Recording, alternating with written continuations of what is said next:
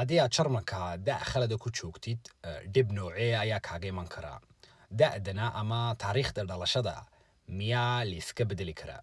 Dhibta ugu weyn kaaga iman karaa da'da khaladka waa dhinaca caafimaadka.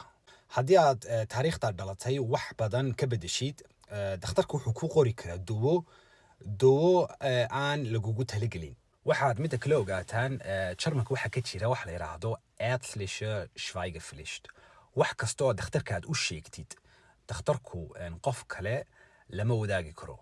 Haddii aad markaa tusaale qalitaan gelisid ama dawooyin culus lagu bilaabi doono, dhakhtarka u sheeg taariikhdaada saxda ama taariikhda dhalatay oo saxa.